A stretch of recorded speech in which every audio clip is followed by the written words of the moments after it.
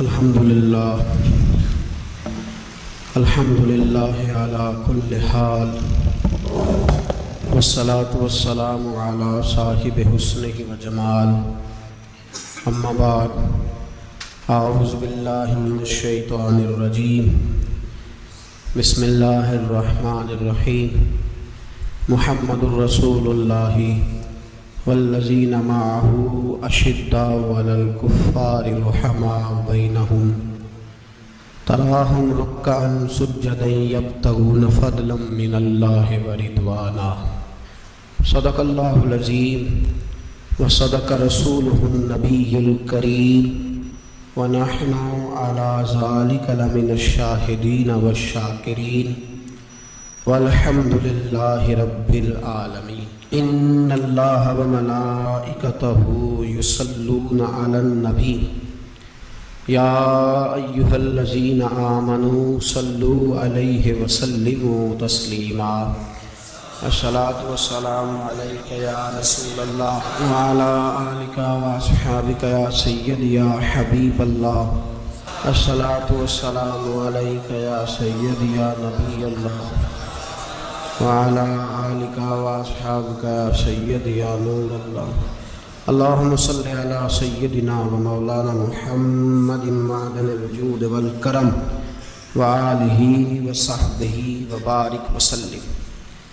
تمام تعریفیں حمد و ثنا اللہ تعالی جل مجدہ الکریم کے لیے، زامبا درود و سلام نبی محترم شفیع محتشم آقا کل ختم رسول دانا سبل احمد مصطفیٰ جناب حضرت محمد مصطفیٰ علی تحیت و ثنا کی ذات والا صفات کے لیے حمد و ثناء کے بعد امت مسلمہ کی تشکیل کے جو عناصر قرآن مجید نے بیان فرمائے اور اس امت کی جو صفات خود رب کریم نے بیان فرمائی، سورہ فتح کی آیت نمبر 29 میں اللہ تعالیٰ نے فرمایا محمد رسول اللہ، محمد صلی اللہ علیہ وسلم اللہ کے رسول ہیں، والذین معہ اور جو ان کے ساتھ ہیں، اشداء علی الکفار وہ کافروں پر سخت ہیں، رحماء بینہم آپس میں بڑے رحم دل ہیں، تراہم رکعا سجدا یبتغون فضلا من اللہ ورضوانا فرمایا آپ انہیں رکوع کرتے ہوئے دیکھیں گے، سجدہ کرتے ہوئے دیکھیں گے، اللہ کا فضل اور اس کی رضا تلاش کرتے ہوئے دیکھیں گے۔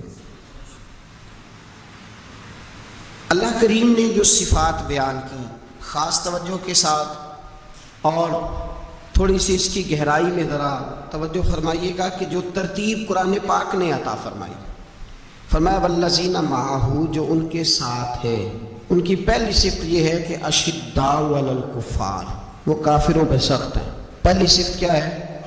نماز روزہ حج کا اشداء علی الکفار کہ وہ کافروں پر سخت ہے، رحماء بینہم دوسری صفت یہ کہ وہ آپس میں رحم دل ہیں، تراہم رکعا سجدا پھر آپ انہیں دیکھیں گے رکوع کرتے ہوئے اور سجدہ کرتے ہوئے۔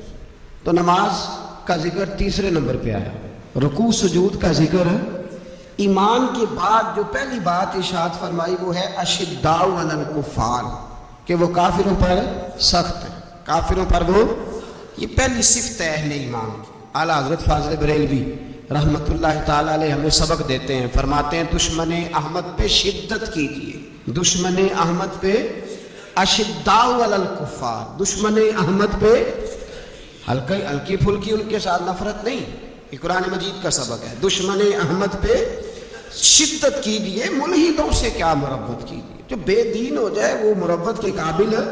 ہمارا عجیب معاملہ ہے، وہ ہمارے بچے کاٹتے ہیں، ہم کہتے ہیں نہیں بات بیٹھ کے کرنی چاہیے، وہ ہمارے ٹکڑے کر رہا ہے، خون پی رہا ہے، ہم کہتے ہیں نہیں ٹیبل ٹاک کرنی چاہیے، ہم نے بات کی ہے، سفیر کو بلایا تھا۔ یہ کس قسم کی گفتگو ہے بھائی؟ وہ تیرا خون پی رہا ہے، تو جواب میں کہہ رہا نہیں وہ ہم نے بات کی ہے اقوام متحدہ میں، کل پرسوں بیٹھیں گے آپس میں گفتگو کریں گے، صحیح ہو جائے گا مسئلہ۔ اشداء علی الکفار اہل ایمان مومن کی پہلی صفت اللہ نے یہ بیان فرمائی کہ وہ کافروں پر وہ سخت ہے، پہلی صفت یہ من احب للہ و ابغض للہ و منع للہ وَآتَى لِلَّهِ فَقَدْ اسْتَكْمَلَ الْإِيمَانَ أَوْ كَمَا قَالَ صلی اللہ علیہ وسلم۔ حضور نے فرمایا اگر اللہ کی رضا کے لیے محبت کرنا ایمان کا حصہ ہے تو بغض رکھنا بھی ایمان کا حصہ ہے۔ اللہ کی رضا کے لیے بغض رکھنا بھی، یہ جو جذبہ ہے نا کفر کے خلاف جذبہ، یہ ایمان کی بنیاد ہے۔ لوگ کہتے ہیں اسلام محبت سکھاتا ہے، اسلام، بھائی کون کہتا ہے اسلام نفرت؟ اسلام سکھاتا ہی محبت ہے، اسلام سکھاتا ہی۔ لیکن میرے بھائی یہ تو بتلاؤ نا صاحب کہ وہ جو جڑی بوٹی فصل کے ساتھ اگاتی ہے اس کا رنگ ہرا نہیں ہوتا، وہ چہچہاتی لہلہاتی نہیں، کاٹتے کیوں ہو پکڑ کے اسے، دوائی ڈال کے مارتے کیوں ہو؟ اس لیے کہ باقی فصل کو تباہ نہ کرے، باقی فصل کو نقصان ہے۔ کافر پر جب تو سختی کرتا ہے تو اس کا مطلب یہ ہوتا ہے کہ وہ پھر دوبارہ ظلم نہیں کرتا، وہ زیادتی ہماری کافر کے حق میں نرمی ہے۔ سعودی گورنمنٹ کا مراسلہ آیا، انہوں نے کہا جناب ہمیں شکوہ ہے پاکستانی حاجیوں سے کہ حجنے جب جاتی ہیں تو یہ برقع نہیں پہنتی، نقاب نہیں اوڑھتی۔ یہ باقاعدہ مراسلہ ان کی وزارت حج نے پاکستانی، مجھے چونکہ موقع ملتا رہتا ہے حج ٹریننگ پہ جانے کا تو ہمیں وہ پڑھاتے ہیں، کہتے ہیں یہ آپ دیکھ لیں، باقاعدہ مراسلہ آیا، بڑی کھل کے بات کر رہا ہوں ذمہ داری سے۔ یہ جناب پاکستان کی جو بیویاں جہاں حج کرنے آتی ہیں وہ بازاروں میں بغیر نقاب کے پھرتی ہیں، وہ کھجوریں خریدنے جاتی ہیں تو بغیر نقاب کے، خوشبو لینے جاتی ہیں تو بغیر نقاب کے، لہذا انہیں پردہ کراؤ۔ اگر کوئی بی بی بغیر پردے کے آئی، چلے ایام حج میں تو احرام کی حالت میں تو ہم قبول کر لیں گے، لیکن اگر اس کے علاوہ آئی تو ہو سکتا ہے ڈیپورٹ کر دی جائے۔ باقاعدہ مراسلہ، عام غریب ملک کی، پاکستان کی، انڈونیشیا کی، سوڈان کی بی بی بغیر پردے کے نہیں جا سکتی، پر ٹرمپ کی بی بی بغیر پردے کے سعودی عرب جا سکتی ہے۔ ہوں تھی چپ کر گئے ہو، ویڈیو میری بھی بندی ہے تہاڈی نہیں، فکر نہ کرے، میں سچی بات کر رہا ہوں، سچی بات اور کھری کر رہا ہوں ذمہ داری سے۔ او بھائی اس کی بیوی پر کوئی پابندی نہیں، کوئی پابندی نہیں۔ وہاں تم نے تلواریں پکڑ کے رقص کر لیا، وہاں سب جائز تھا۔ اب تمہیں وہ کدھر گیا متوا جو بھاگ کے آتا ہے کہ گنبد کی طرف منہ نہ کرو؟ وہ کدھر گئے لوگ جو کہتے ہیں جناب دیکھو جی وہ مقدس پاک لوگ ہیں، خبردار ان کی بات نہ کرنا؟ کلیجہ روتا ہے، دل خون کے آنسو روتا ہے۔ اتنا بڑا حج کا اجتماع ہوا ہے، تمہیں کوئی توفیق نہیں تھی تو وہاں کہنا تھا اس کو، حج پڑھانے والے کو، خطبہ دینے والے کو کہ برما کے لیے دعائی کر دے، کہنا تھا اسے فلسطین کے لیے۔ بھائی میں جو رونا رو رہا ہوں ذمہ داری سے رو رہا ہوں، خدا را سمجھو، جب تم نے تمہاری اپنی بات آتی ہے تو 34 ملکوں کا اتحاد اکٹھا ہو جاتا ہے، اور جب امت کی بات آئے پھر کوئی پرواہ نہیں۔ میرے رسول پاک صلی اللہ علیہ وسلم نے جو دین دیا اس کی پہلی شرط یہ ہے اشداء علل، بولیے اشداء علل، کافر پر سختی کرنا پہلا حصہ ایمان کا۔ رحماء بینہم تو دوسرا نمبر ہے، یہ دوسرا ہے۔ تمہاری سختی صرف اس کے خلاف ہے جو تمہارے مفادات کو ٹھیس پہنچائے، جو تمہاری سنے نا۔ حضرت سیدنا فاروق اعظم رضی اللہ، میں تفصیل سے بات کروں گا اگلے جمعے جناب فاروق اعظم کے احوال پر۔ حضرت عمر فاروق رضی اللہ تعالیٰ عنہ بدر کے میدان میں جب نکلے نا بدر میں، تو حضرت عمر سے حضور نے تجویز مانگی، فرمایا صف بندی کیسے کریں، کس طرح لڑنا ہے؟ جناب عمر فاروق رضی اللہ تعالیٰ عنہ کہنے لگے حضور یہ جتنے آئے ہیں نا کافر لڑنے، یہ کسی کا کوئی چاچا لگتا ہے، کسی کا کوئی ماموں لگتا ہے، کسی کا بھائی ہے، کسی کا بیٹا ہے، تو محبوبہ صف بندی کی کیا ضرورت ہے؟ جو میرے رشتہ دار ہے میرے حوالے کرے، میں گردنیں کاٹ کے آپ کو دیتا ہوں۔ جو ابو بکر کے رشتہ دار ہے وہ ابو بکر کے حوالے کرے، وہ گردن کاٹ کے دے۔ جو علی کا کچھ لگتا ہے وہ علی کے حوالے کرے۔ ہم دنیا کو بتائیں گے کہ اشداء علل کفار، اشداء علل، اس کے لیے ہمارے پاس سختی ہے، کوئی نرمی، وہ ہمارا سگا بھی ہو تو اس کے حق میں کوئی نرمی۔ حضرت عمر نے اپنے سگے ماموں کی گردن کاٹی بدر کے دن، سگے ماموں کی۔ حضرت ابو عبیدہ بن جراح، سنو اسلام امن کا درس دیتا ہے، محبت کا درس دیتا ہے، بھائی اسلام بھی تو امن کا درس دیتا ہے، پر جڑی بوٹی کاٹنا بدامنی نہیں ہوتا، ظالم کا ہاتھ پکڑنا بدامنی، اور امن والے اور ہوتے ہیں بزدل، ان دونوں میں فرق ہوتا ہے۔ امن والا بننے کا کہا گیا ہے، بزدل بننے کا کہا۔ میرے نبی پاک نے جو بدر میں تلوار اٹھائی تھی، زرہ پہنی تھی، حضور علیہ السلام نے لوہے کی جیکٹ پہنی تھی، تو وہ بھی میرے رسول پاک نے امن کے لیے ہی پہنی تھی۔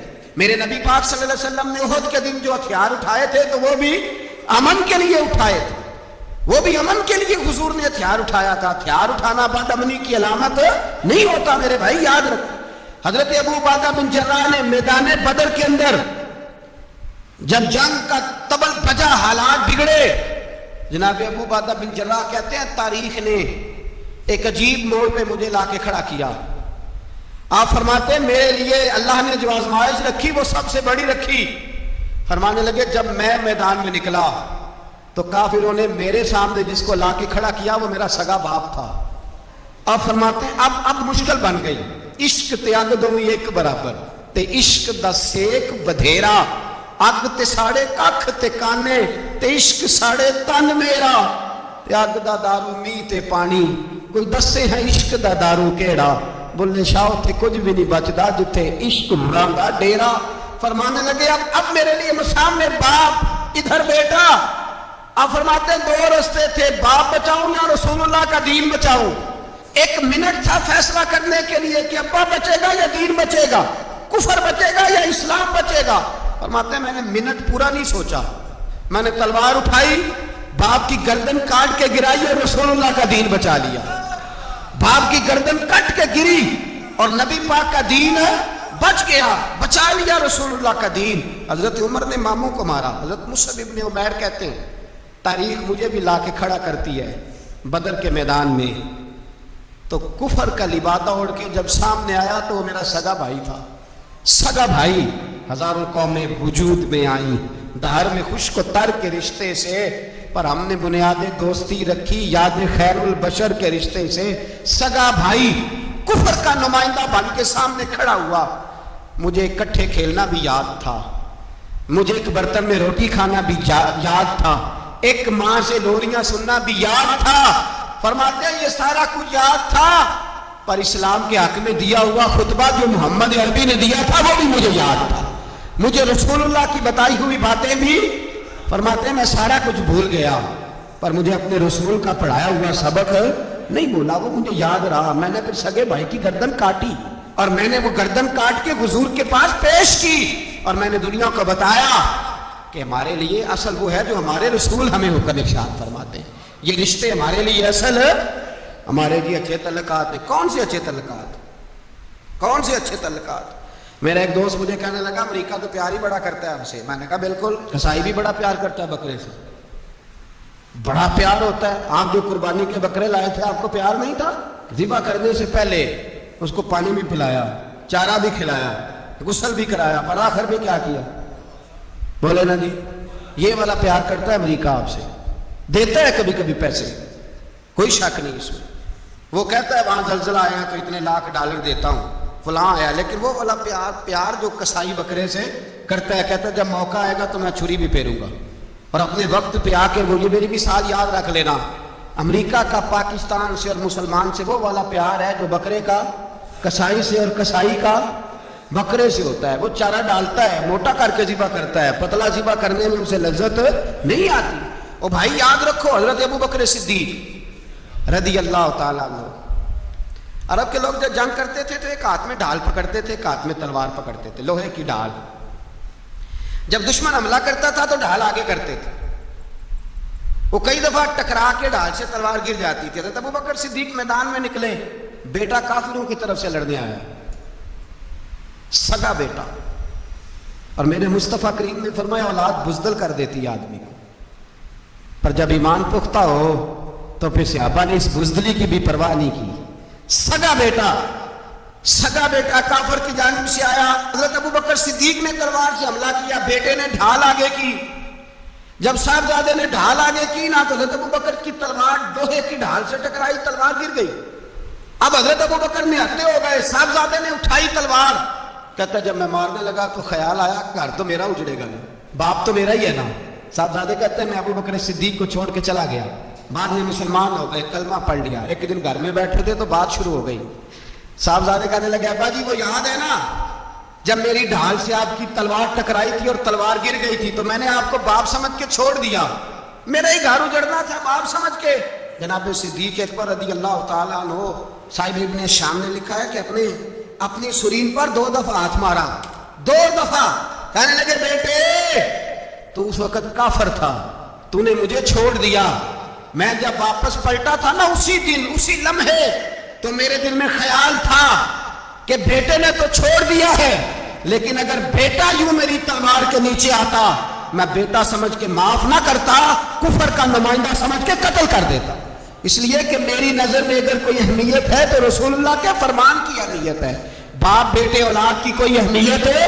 اشداء علی الکفار, کافر سے نفرت ہی نہیں ہوتی. یہاں تو موج لگ گئی ہے, ایک عام نوجوان سے لے کے عام آدمی سے وزیر اعظم تک کی سوچ یہ ہے کہ رہائش امریکہ میں ہونی چاہیے, لندن میں ہونا چاہیے, بس یہی سوچ ہے. اب تو اللہ تبارک و تعالیٰ معاف کرے جس کے پاس پاسپورٹ ہے لندن کا, یورپ کا, وہ سمجھتا پتہ نہیں میں کون سی بلا ہوں. چھوڑو, کس چکر میں پڑ گئے ہو, کس طرف نکل گئے ہو. صدر صاحب امریکہ کے صدر کے ساتھ فوٹو کھچاتے ہیں تو وہ 2 فٹ اونچا ہو جاتے ہیں. اب بس کرو یار, یہ کمزور لوگوں کی علامت ہے, کمزور لوگوں کی. حضرت عمر فاروق رضی اللہ, مجھے پلٹ کے یاد آتے ہیں سیدنا فاروق اعظم. حضرت فاروق اعظم رضی اللہ تعالیٰ عنہ سے عیسائی بادشاہ نے کہا میں ملنا چاہتا ہوں.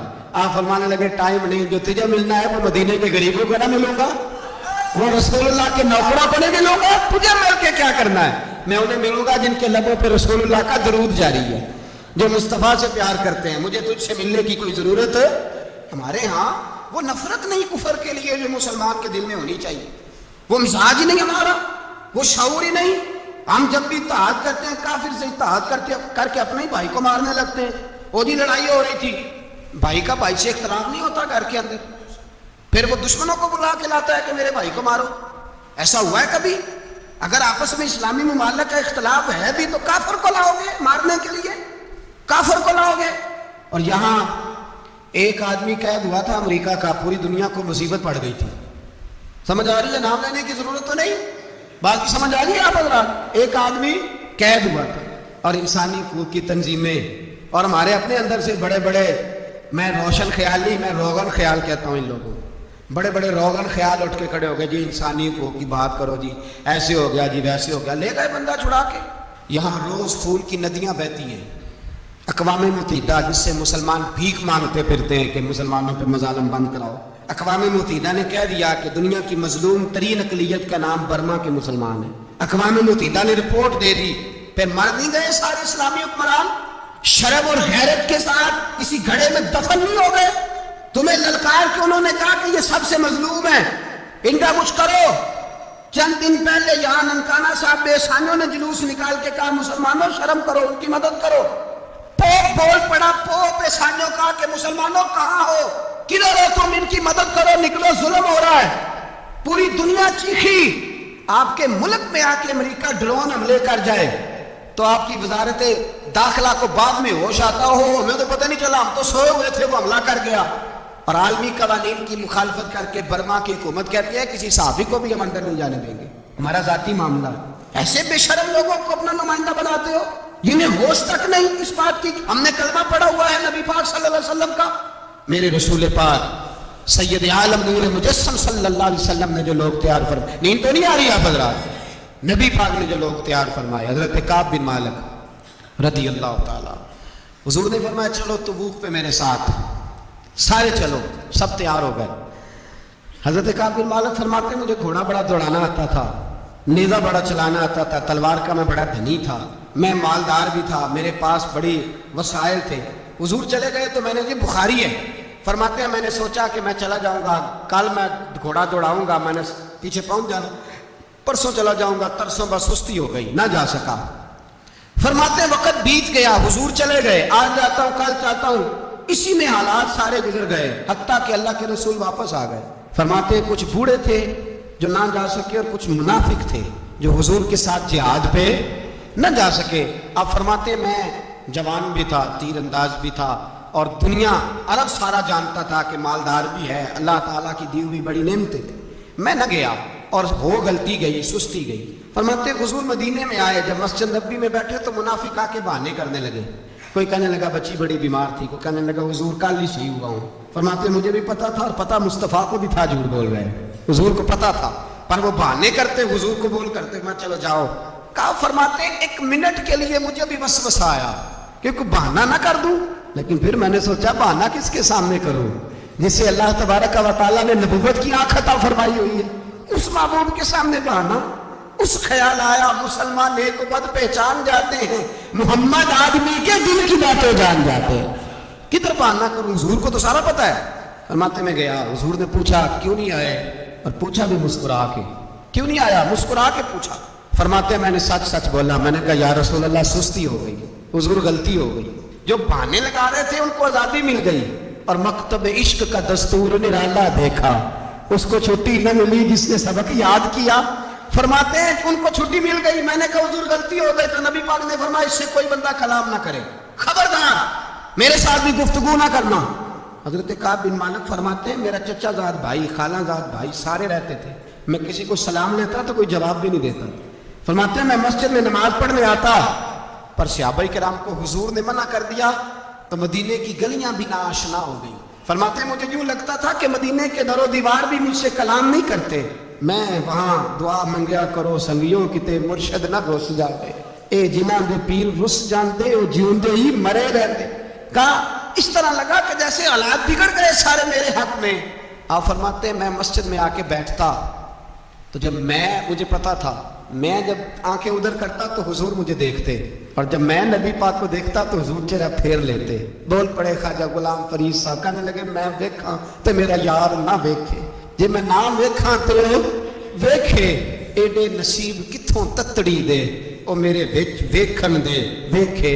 غلام فریدا او بوے یار دے مریے پامیں ویکھے یا نہ ویکھے. آپ فرماتے میں سید عالم صلی اللہ علیہ وسلم کو دیکھتا تو حضور رخ انور پھیر لیتے. حضرت کعب بن مالک رضی اللہ تعالیٰ عنہ فرماتے ہیں کہ حضور کا حکم آیا کہ بیوی کو علیحدہ کر دو. بار پہلے کوئی نہیں بات کرتا, اب کیا بیوی کو علیحدہ کر دو؟ تو میں نے کہا حضور طلاق دے دوں. فرمایا نہیں میں کہ بھیج دو, طلاق نہیں دینی. فرماتے ہیں باہر بچہ بھی چلا گیا, نہ گھر میں کوئی نہ باہر کوئی, تنے تنہا. آپ فرماتے ہیں زمانہ جانتا تھا, عرب کے صوبوں میں بات پھیل گئی کہ کعب بن مالک جیسا سردار, مالدار, گھوڑ سوار, تیر انداز, نیزہ باز, اتنا بڑا سیانہ سنجیدہ آدمی جدا کر دیا نبی پاک نے. فرماتے ہیں غسان کے عیسائی بادشاہ نے مجھے خط لکھا. حضرت کعب فرماتے ہیں بڑی آزمائش تھی پر یہ مصیبت سب سے بڑی تھی. غسان کے عیسائی بادشاہ نے خط لکھا, اس کا آدمی مجھے ڈھونڈتا پھرتا مدینے میں نہ ملا تو خط اس نے مجھے دیا. خط میں یہ نہیں لکھا تھا کہ کافر ہو جاؤ معاذ اللہ, یہ نہیں لکھا تھا عیسائی ہو جاؤ. اس نے خط میں لکھا کہ کعب ہم نے سنا ہے تمہارے نبی نے تمہیں چھوڑ دیا, ناراض ہو گئے. تم تو اس قابل تھے کہ صوبے کے گورنر بنائے جاتے, تم تو بڑے عہدے کے قابل تھے, تمہاری تو شہرت ہے سارے علاقوں میں, تم آ جاؤ ہمارے پاس, ہم تمہیں بہت بڑا عہدہ دے دیں گے. حضرت کعب بن مالک فرماتے ہیں اب میری چیخیں نکلی, اب میں تڑپ کے رویا. میں نے وہ اس کا خط پکڑا اور جلتے ہوئے تندور میں ڈالا اور مسجد نبی میں سر سجدے میں رکھ کے میں نے کہا اے اللہ میرا ایمان اتنا ہی مشکوک ہو گیا ہے کہ کافر کہتے ہیں میں ان کے ساتھ مل جاؤں گا. اے اللہ میرا ایمان اتنا مشکل, کافر سمجھنے لگے ہیں کہ میں مسلمانوں کو چھوڑ کے ان سے اتحاد کروں گا. یہاں لوگ کہتے ہیں ہم نے پریشر کے لیے ان کو ساتھ ملایا, ہم نے پریشر کے لیے کافر سے سمجھوتا کرو گے, اپنے بھائی پر ظلم کرنے کے لیے بے ایمانوں کے ساتھ دوستی کرو گے. حضرت کعب بن مالک فرماتے ہیں میں نے تندور میں ڈالا, میں تڑپ کے رویا. میں نے کہا اے اللہ میرا اتنا امتحان نہ لے کہ کافر سوچنے لگے کہ میں اسے سمجھوتا کروں گا. اے اللہ مہربانی فرما اتنا امتحان نہ لے. روتے روتے گھر گیا, سحری تک روتا رہا. ایک آدمی دوڑا آیا, کہنے لگا کعب جلدی چل, حضرت جبریل آ گئے ہیں, اللہ نے تیری توبہ قبول فرما لی ہے, رسول پاک نے تجھے یاد فرمایا ہے, چل آ جا. حضرت کعب بن مالک فرماتے ہیں میں قدموں میں گرا اور میں نے کہا محبوبہ میرا سارا ہی مال لے لیں, حضور میری ساری صلاحیتیں لے لیں, رکھ لیں سارا کچھ, مجھے وہ مال نہیں چاہیے جو آپ کے دروازے سے دور کر دے. حضور وہ دولتیں میرے کس کام کی جو آپ کے دروازے سے دور کر دے. بے نور بے چراغ جو محفل ہو پھونک دو, اعظم بلا سے اپنی وہ ہستی ہی کیوں نہ ہو, جو چیز اس کی راہ میں حائل ہو پھونک دو. حضرت کعب بن مالک رضی اللہ تعالیٰ عنہ نے ایک منٹ کے لیے بھی کافر سے سمجھوتا کرنا پسند نہ کیا. جبھی تو اللہ نے توبہ حضرت جبریل کے ذریعے نازل فرمائی. میرے بھائی ہم منٹ پہ سمجھوتا ہے, منٹ پہ بڑا رولا ڈالتے ہیں ہم, بڑا شور ہے چائنا کی دوستی. چائنا جیسے کہے برما کی حکومت ویسے کرتی ہے, اس کا رسم رسوخ ہے ان کا. آپ نے کیوں نہیں ان سے کہا کہ ان کو منع کرے؟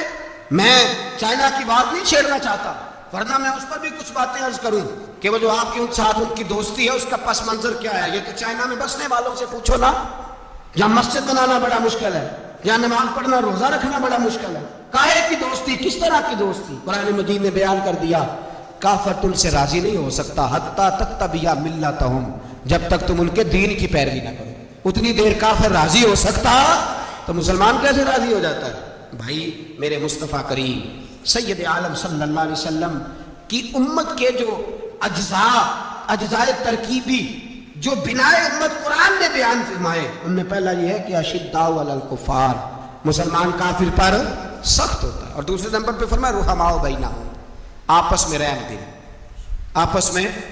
اقبال نے اس آیت کی تفسیر کی تو دو مصروں کے اندر شعر میں مضمون ہی پرو کے رکھ دیا، کہنے لگے ہو ہلکا یاراں تو بریشم کی طرح نرم، کس طرح؟ ریشم کی طرح، ہو ہلکا یاراں تو بریشم کی طرح نرم، رزم حق و باطل ہو تو فولاد ہے مومن، رزم حق و باطل ہو تو پھر فولاد بن کے نکلے، پھر منت سماجت نہ کرے اقوام متحدہ آئے تو فلاں آئے تو فلاں آئے، فولاد ہے مومن۔ ایک وہ منظر تھا حضرت عمر نے جب اپنے سگے ماموں کو لتاڑا، جناب ابو عبیدہ بن جراح نے باپ کو قتل کیا، مصعب بن عمیر نے بھائی کو قتل کیا، ایک وہ منظر تھا۔ ایک وہ منظر تھا جب مسلمان مکے سے مدینے آئے، مدینہ طیبہ پہنچے تو مصطفیٰ کریم نے فرمایا یہ تمہارے بھائی ہیں، بس بات ختم ہو گئی، یہ تمہارے، میں اتنی سی بات ہے، یہ تمہارے، اس سے زیادہ نہیں، کوئی لمبا خطبہ نہیں نبی پاک نے دیا، فرمایا یہ تمہارے اپنے بھائیوں کی مدد کرو، حد ہو گئی مدد کرنے کی۔ بھائی کا بازو پکڑا گھر لے گئے، کہنے لگے یہ 15 کلے میرے ہیں، 6 جو تمہیں پسند آتے ہیں رکھ لو، تمہارے ہو گئے۔ گھر کا سامان بستر رضائیاں تک نکال کے دروازے کے اندر رکھے، بھائی سے کہا یار جو تجھے اچھا لگتا ہے رکھ لے، آدھا تیرا آدھا میرا۔ یہاں تک ایک وہ موقع جب اشداء علی الکفار، ایک یہ موقع رحماء بینہم، صحابہ کرام علیہم رضوان میں سے کسی کے پاس 2 باغ تھے، ایک میں کھجوریں زیادہ پکی ایک میں کم پکی، جب وہ اپنے بھائی کو دینے لگا تو اس نے کہا تجھے رسول اللہ نے میرا بھائی بنایا ہے، تجھے وہ والا باغ دوں گا جس کی کھجوریں زیادہ پکی ہوئی ہیں، وہ والا باغ دوں گا کھجوریں زیادہ پکی ہوئی۔ اور یار تاریخ عالم نے یہ نظارہ نہیں دیکھا کہ وہاں سے ایک شخص آیا غریب ہے رشتہ نہیں ملتا، یہاں ایک شخص نے کیا کیا، اس کو اپنے خاندان سے اپنے گھر سے رشتہ بھی دیا، کہا بھائی ہے اس کو یہاں بسانا ہے، رکھنا ہے، لانا ہے۔ کوئی تہذیب کا ٹکراؤ نہیں ہوا، کوئی ان لوگوں کے آپس میں جھگڑے نہیں ہوئے، کوئی نہیں کہا کہ یہ مہاجر ہے یہ انصار ہے، کوئی کسی جگہ نہیں کہا تمہارا کھانا پینا رہنا سہنا الگ ہے، کوئی کسی جگہ بحث نہیں ہوئی، آدھا بانٹ کے دیا۔ اور پھر بھائی چارے کا حال یہ تھا کہ تبوک کے بعد جب بڑا مال آیا نا مسلمانوں کے پاس، ڈھیر لگ گئے، بحرین سے مال آیا تو ڈھیروں لگ گئے، تو رسول پاک صلی اللہ علیہ وسلم نے انصار مدینہ کو بلایا، مدینے والوں کو، فرمایا تم نے بڑا احسار کیا تھا اپنے بھائیوں پر، تم نے اپنی آدھی جائیدادیں دے دی تھی، تم نے رحماء بینہم کا پورا مظاہرہ عملاً کر کے دکھایا، اب مال آ گیا ہے، 2 آپشن میں تمہیں دیتا ہوں، 2 قسم کی ترجیحات، ایک چیز قبول کر لو۔ کہ یا رسول اللہ صلی اللہ علیہ وسلم حکم فرمائیے۔ فرمایا یا تو جو مال تم نے اپنے مہاجر بھائیوں کو دیا ہے وہ واپس لے لو، وہ تم واپس لے لو، اور یہ جو مال آیا یہ میں ان میں بانٹ دیتا ہوں، یا اس طرح کرو کہ میں یہ مال تمہارے درمیان آپس میں آدھا بانٹ دیتا ہوں، یا تمہیں کچھ فیصد زیادہ دے دیتے ہیں انہیں کم دے دیتے ہیں۔ بات ہو رہی تھی، انصار چپ تھے، حضور نے فرمایا بولتے کیوں نہیں، پتہ محبوب کو بھی ہے کہ یہ بولیں گے تو مجھے بھی ٹھنڈ پڑے گی اور قیامت تک ساری امت کو سکون ملے گا۔ فرمایا بولو، تو انصار مدینہ بولے تو رو کے بولے کہ محبوبہ ہم نے مال کیا کرنا ہے، ہمارے پاس رسول پاک جو موجود ہے، یا رسول اللہ ہم نے کیا کرنا ہے مال کا، حضور جو اب آیا یہ بھی سارا انہیں دے دیں، جو ہم نے دیا تھا انہیں وہ بھی ان کے پاس رہنے دیں، اور یا رسول اللہ جو بعد میں آئے وہ بھی انہیں دے دیں۔ ہماری شرط یہ ہے کہ ہمارے درمیان اللہ کے رسول موجود رہنے چاہیے، محبوب ہمارے درمیان رہیں، مال و دولت کی ہمیں ضرورت ہے، یہ رحماء بینہم آپس میں بانٹ کے ہر چیز اپنے بھائیوں کو دے دی۔ حضرت عمر عیسائی بادشاہ ٹائم مانگتا تو کہتا کوئی ٹائم نہیں، چل دوڑ جاؤ، ملک شام جاتے ہیں، جب فتح ہوتے ہیں حضرت سعد بن ابی وقاص بلاتے ہیں، شام جاتے ہیں، تو حضرت عمر کہتے ہیں شام آئے ہیں یار، سب سے پہلا کام یہ کر بلال کا تو پتہ کر، یہاں سنا ہے بلال حبشی کا مکان بھی کہیں نیڑے نیڑے ہے، پتہ تو کر۔ حضرت بلال حبشی حضرت سیدنا سعد کہنے لگے حضور بلا نہ لے، فرمایا نہیں وہ مصطفیٰ کا غلام ہے تو میرا تو امام ہے، میں گھر ملنے جاؤں گا، گھر رحماؤ بینہم، کالے رنگ کے حبشی غلام سیدنا بلال حبشی کو ملنے گھر گئے اور جناب عمر جا کے بیٹھک میں انتظار کرنے لگے، گویا ڈرائنگ روم میں بیٹھے انتظار ہونے لگا۔ جناب سیدنا بلال آئے تو حضرت عمر اٹھ کے کھڑے ہوئے۔ ملک شام کے لوگوں نے یہ منظر عجیب دیکھا کہ جناب عمر فاروق ایک حبشی کے لیے کھڑے ہوئے، اور جب کھڑے ہوئے تو حضرت بلال کہنے لگے عمر بیٹھ جاؤ، یہ کیا کر رہے ہو؟ تو حضرت سیدنا عمر رو پڑے، کہنے لگے بلال تو حبشی پہلے تھا، جب سے رسول اللہ کا غلام بنا ہے ساری امت کا امام بن گیا، ساری امت کا تو امام بن گیا ہے جب سے تو نبی پاک صلی اللہ تعالی علیہ وسلم کا غلام بنا۔ بھائی یاد رکھے، جب اشداء علی الکفار کی بات تھی تو اپنے سگے قتل ہو گئے، اور جب رحماء بینہم کی بات تھی تو پھر یہ نہیں دیکھا یہ حبشی ہے۔ توجہ ہے میری بات پر؟ جاگ رہے نا آپ لوگ؟ ادھر دیکھیں، پھر یہ نہیں دیکھا کہ یہ حبشی ہے، یہ رومی ہے، یہ کون ہے، پھر یہ دیکھا کہ یہ رسول اللہ کا غلام ہے صلی اللہ ہو۔ ہمارے یہاں تو نفرتیں پھیل گئی ہیں، او بس کرو جی بنگالیوں سے جان چھڑاؤ، او بس کرو جی فلانے سے، بس کر یار، رہن سہن اپنا اپنا ہوتا ہے، لیکن مسلمان جس طرح کا بھی ہو اس کے ساتھ نفرت کرنے کی اجازت نہیں ہے۔ پہلی بات اشداء علی الکفار، دوسری بات رحماء بین، اب تیسری بات ہے تراہم رکعا سجدا یبتغون فضلا من اللہ ورضوانا۔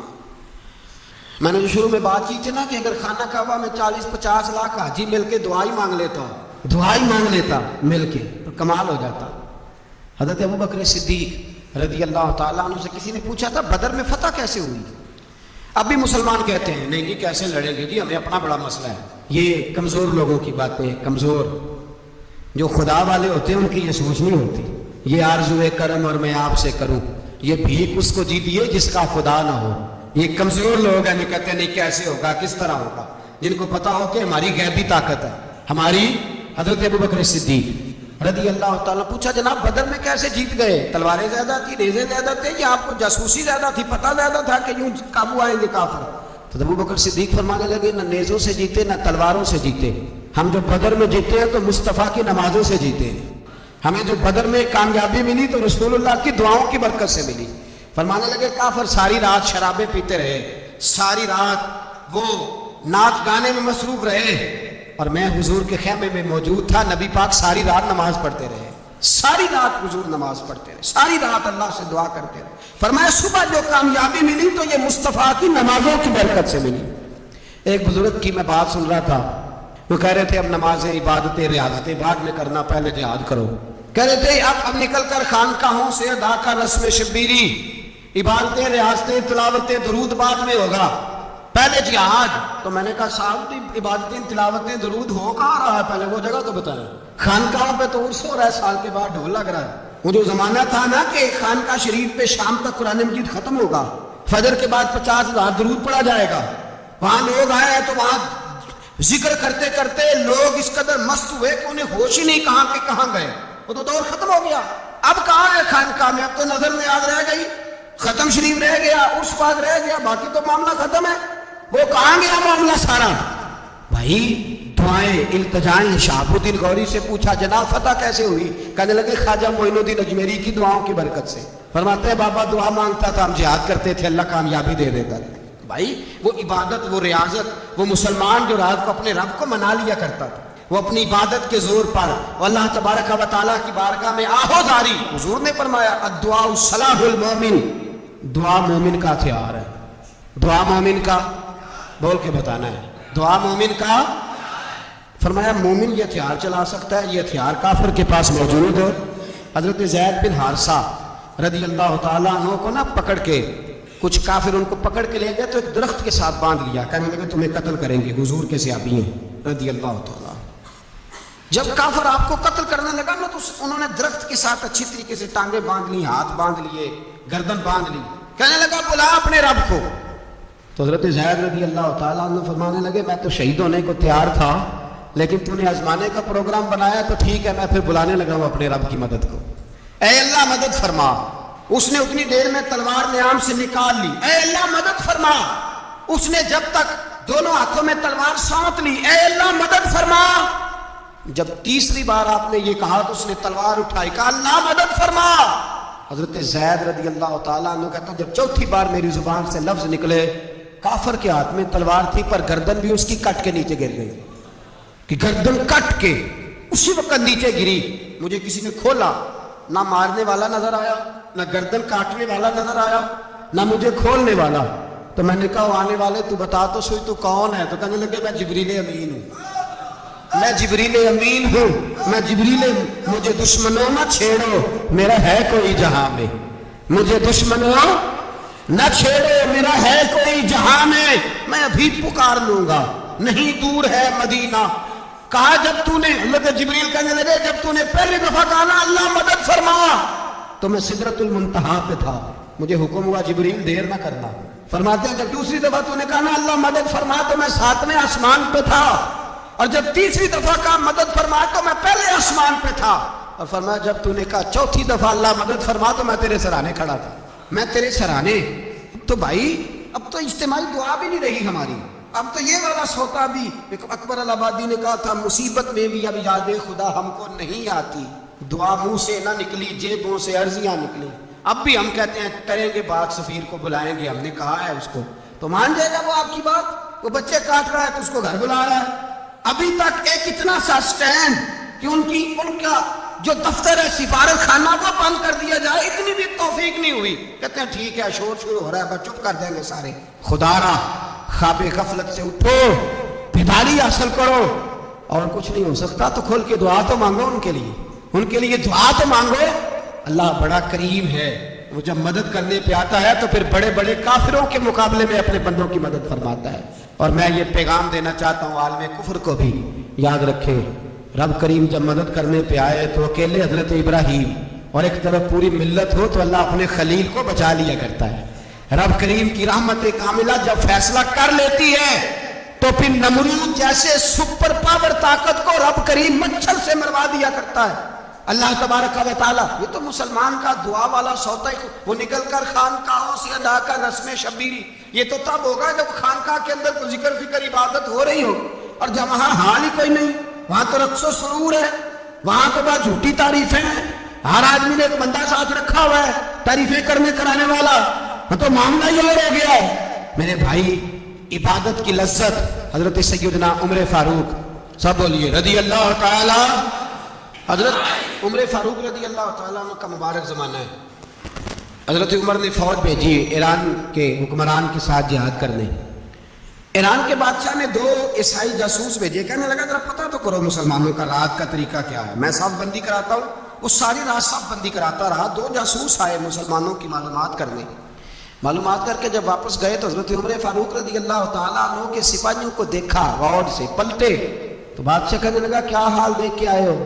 کہنے لگا سارے مسلح پہ بیٹھے ہوئے, جتنے گھنٹے ہم وہاں رہے ہیں مجاہدین مسلح پہ رہے ہیں, یوں لگتا ہے جیسے ان کا دنیا داری سے کوئی تعلق ہے. اور کہنے لگے بادشاہ کوئی ایسی طاقت ہے جس کو وہ بلا رہے تھے, کوئی ایسی قوت ہے جس کو وہ پکار رہے تھے. ہمیں بھی وہاں کھڑے ہو کے محسوس ہوتا تھا کہ ہاں کوئی ہے جو آ جائے گا ان کی مدد کے لیے, کوئی ہے جو پہنچے گا ان کی مدد کرے گا. ایران کا بادشاہ کہنے لگا مجھے سمجھ آ گئی ہے, وہ جسم کی طاقت سے ہی نہیں لڑتے, وہ کوئی غیبی طاقت ہے جس سے وہ لڑتے. بھائی وہ غیبی طاقت بھی تو ہمارے پاس ہم نے ناراض کر لیا ہے, وہ بھی تو نہیں نا, مسجد کا رخ بھی تو کوئی نہیں. اور میں نے پچھلے جمعے بھی کہا تھا, پھر کہتا ہوں, وہن ہو گیا امت کو. نبی پاک نے فرمایا امت کو وہ کیا ہے, دنیا سے محبت ہو گئی ہے, موت سے کراہت ہو گئی, وہن ہے. صحابہ کرام کو موت سے بڑا پیار تھا, موت سے بڑی محبت کر. ہماری طرح نہیں, وہ کہتے تھے مریں گے تو منا مٹی, تو وہاں ٹھیک ہے عذاب قبر حق ہے, لیکن میں کہا کرتا ہوں سالوں کے بعد جو پردیس سے ماں کے پاس آئے, ماں اسے عذاب نہیں دیتی, اس کا ماتھا چوما کرتی ہے. اور بھائی جو رب کریم کی بارگاہ میں جائے گا, تیرا کیا خیال ہے گل سڑ جائے گا؟ مدینے والے حبیب نے فرمایا قبر المومن روضۃ من ریاض الجنہ, فرمایا میرا مومن جب قبر میں جاتا ہے تو اللہ جنت کے سارے دروازے کھول دیتا ہے, وہ تو اللہ کی رحمت میں پہنچتا ہے. کون کہتا ہے مومن مر گئے, وہ تو قید سے چھوٹے اپنے گھر گئے. کون کہتا ہے قبر میں عذاب ہے تو صرف عذاب ہی ہے, ہاں مجرم کو سزا ملے گی, لیکن مومن ہمیشہ جہنم میں, وہ بالآخر جنت میں جائے گا, بالآخر جنت میں جائے گا. اور کسی درویش نے بات کی, وہ کر کے چلے گئے, پر کمال ہی کر گئے, کہنے لگے دوزخ میں میں تو کیا, میرا سایہ نہ جائے گا, کیونکہ رسول پاک سے دیکھا نہ جائے گا. نبی پاک سید عالم علیہ السلام کے غلام تو دیکھو نا، ساری زندگی عمر فاروق بخاری پڑھو تو صحیح، ساری زندگی عمر ہر نماز کے بعد کہتے تھے اللہ ارزقنا شہادت فی سبیلک، اللہ بسترے پہ موت نہ دینا، موت مجھے شہادت کی دینا۔ حضرت سیدنا مولا علی شیر خدا کرم اللہ تعالیٰ وجہ الکریم ساری زندگی کہتے رہے اللہ علی نے میدان میں عمر گزاری ہے، اسے شہادت کی موت عطا فرما۔ او بھائی یہ تو شہادتیں مانگنے والے۔ حضرت امام حسین میدان کربلا میں کھڑے تھے، شمر کہنے لگا حسین تیری چاروں جانب موت ہے، تو آپ فرمانے لگے تجھے ابھی ہمارا پتہ ہی نہیں، موت سے تو ہمارا پیار چلتا ہے، اور فرمایا یہ شہادت تو ہمارا پیچھا کرتی ہے، پہنچ جاتی ہے جہاں ہم ہوتے ہیں، موت سے ڈر رہا ہے۔ مسلمان کا مرنے کو دل نہیں کرتا، ورنہ وہ اتنی بڑی کوٹھی میں کون رہے گا؟ مرنے کو دل اس لیے نہیں کرتا کہ وہ تو 6 کروڑ 10 کروڑ ڈالر لوٹ کے رکھے ہیں، مر گئے تو کھائے گا کون؟ وہ فقیر فاقہ مست تھے، ان کا گھر ہی کوئی نہیں تھا، ان کے بینک بیلنس ہی کوئی نہیں تھے، وہ کہتے تھے گھر ہمارا ہے وہ جو ہمارے رب نے تیار کیا ہوا ہے، ہمارا بینک بیلنس ہے وہ جو ہمیں جنت میں جا کے ملے گا، ان کا تو یہ کھاتا ہی کوئی نہیں تھا، اس لیے وہ شہادت کی۔ حضرت عمر بن جموح رضی اللہ تعالیٰ عنہ میدان احد میں 4 بیٹے لے کے آئے، کتنے بیٹے؟ بول کے بتائے۔ 4 بیٹے لے کے عمر بن جموح آئے، اور خود ایک ٹانگ سے لنگڑے سے آتی ہے، ٹانگ چھوٹی ہے، حضور کے سامنے کھڑے ہوئے کہا محبوبہ میرے 4 ہی تھے، میں 4 لے آیا ہوں، قبول کر لیں۔ تو حضور نے فرمایا تو کیوں تلوار اوڑے آیا ہے، یہ تو نے کیوں گلے میں اسلحہ ڈالا ہوا ہے؟ کہا یا رسول اللہ میں نے بھی تو جانا ہے نا۔ تو حضور نے فرمایا 4 بیٹے جو ہیں۔ تو حضرت عمر بن جموح نے بات کی، صحابہ کہتے ہیں لبوں سے مسکرا رہے تھے، آنکھوں سے رو رہے تھے، کیا عجیب انداز ہے۔ حضور نے فرمایا عمر 4 بیٹے جو آ گئے تو تو رہنے دے۔ تو حضرت عمر رو پڑے، کہنے لگے محبوبہ کیا لنگڑے جنت میں نہیں جائیں گے؟ کیا حضور میں لنگڑا ہوں تو میرے لیے جنت کوئی نہیں؟ میرے حبیب پاک سید عالم صلی اللہ علیہ وسلم نے فرمایا عمر تو ضرور جنت میں جائے گا۔ کہا محبوبہ پھر بچے بعد میں جائیں گے، میں پہلے میدان میں جاؤں گا۔ ایک بی بی 4 بیٹے لے کے آئی احد میں، کہا محبوبہ کل کمائی تھی میں لے آئی ہوں، میرے پاس کوئی اور شے ہوتی تو میں بچا کے نہ رکھتی، بیٹے دے کے نا حاضری لگوا کے تو واپس دروازے پہ لے گئی۔ تو حضرت سیدنا عبداللہ ابن عمر فرماتے ہیں بی بی بول رہی تھی تو میرا جذبہ جہاد بڑھ رہا تھا، اپنے بیٹوں کو کہنے لگی میں تمہیں حضور کے پاس چھوڑ کے جا رہی ہوں، جب تم میدان میں گرو گے تو میں تمہیں دیکھنے آؤں گی، دیکھنا تمہاری پشت پہ کوئی زخم نظر نہ آئے، جتنے تیر کھانے ہوئے سینے پہ کھانا، جتنے تلواروں کے نیزوں کے زخم برداشت کرنے ہوئے یہاں کھانا، پشت پہ زخم نظر نہ آئے۔ حضرت عبداللہ ابن عمر فرماتے ہو بی بی کی گفتگو میرا جذبہ جہاد بڑھا رہی تھی۔ ایک بی بی 3 سال کا 4 سال کا بیٹا لیے رو رہی ہے، احد کا دن ہے، سہیلیاں پوچھتی ہیں تو کیوں روتی ہے؟ وہ کہتی ہے دیکھو میرا خامد بھی بدر میں شہید ہو گیا، بھائی اور باپ بھی، دل کرتا ہے کوئی جوان بیٹا ہوتا تو آج مصطفیٰ کے ساتھ اسے ہی بھیج دیتی، کوئی جوان میرے پاس ہے ہی 3 سال کا تو کیا کرو، 3-4 سال کا بچہ کیا کرے گا؟ پتہ نہیں کیا دلیل آئی، اچانک اٹھی، بیٹے کو سینے سے لگایا، کپڑا ڈالا، مسجد نبوی پہنچ گئی۔ حضرت بلال کہتے ہیں مجھے ملی، کہنے لگے بلال مجھے پتہ ہے حضور تیاری کرا رہے ہیں جنگ کی، پر 2 منٹ اگر میری ملاقات ہو جائے۔ بلال حبشی کہنے لگے حضور ہم ایک بی بی ضد کر رہی ہے۔ حضور باہر آئے، کہنے لگے حضور میں فلاں کی بیٹی، فلاں کی بہن، فلاں کی بیوہ ہوں، میں نے بدر میں 3 شہید دیے ہیں، اب میرے پاس یہ 3 سال کا لال ہی بچا ہے، بڑا فخر ہے میرا، لوگ مجھے شہید کی بیوہ، شہید کی بیٹی، شہید کی بہن کرتے، دل کرتا ہے شہید کی اماں بھی کہیں جاؤں تو میرا بیٹا لے لیں۔ سیدنا بلال کہتے ہیں حضور مسکرائے، کہنے لگے یہ 3 سال کا نونہال کیا کرے گا؟ کہتے ہیں اماں کا عجیب جذبہ ہے۔ کہنے لگی محبوبہ سنا ہے اسلحہ بھی تھوڑا ہی ہے، ڈھالیں زیادہ کوئی نہیں، میرا بیٹا ساتھ رکھ لیں، جب آپ کی طرف کوئی تیر آیا نا تو میرا بیٹا ڈھال کے اس کو ڈھال بنا کے آگے کر دینا۔ محبوبہ ڈھال تو بن ہی سکتا ہے نا۔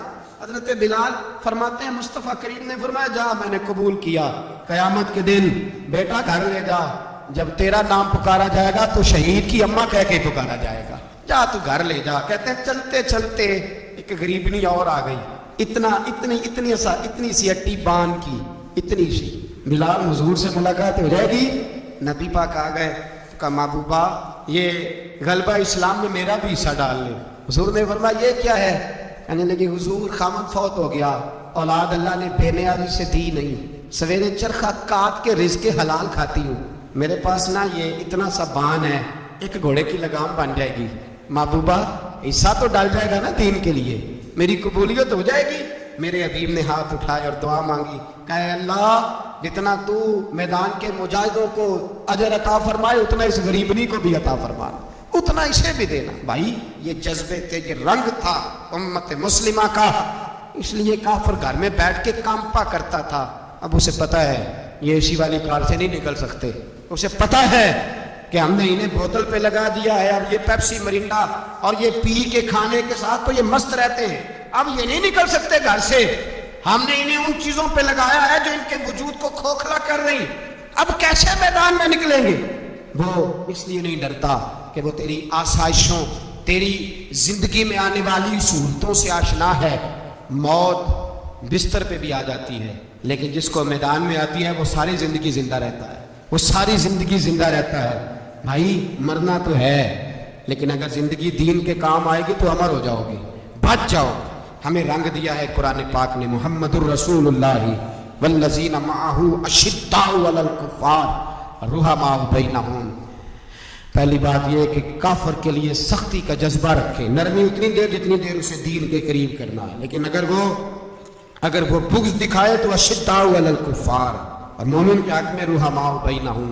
اور پھر فرمایا مدد بھی مانگو، تراہم رکعا سجدا یبتغون فضلا من اللہ ورضوانا. رکوع کرو، سجدے کرو، مدد مانگو، اور زندگی سے پیار نہ کرو اس لیے کہ جانا تو ہے. جب وقت آئے تو پھر شہادت سے پیار کرو، پھر سامنے کھڑی جنت سے پیار کرو. اللہ کی بارگاہ میں یہ التجا ہے، اللہ عالم اسلام کے جوانوں کے دلوں میں حضرت سیدنا امام حسین کے جذبوں کی خیرات عطا فرمائے. آخر دعوانا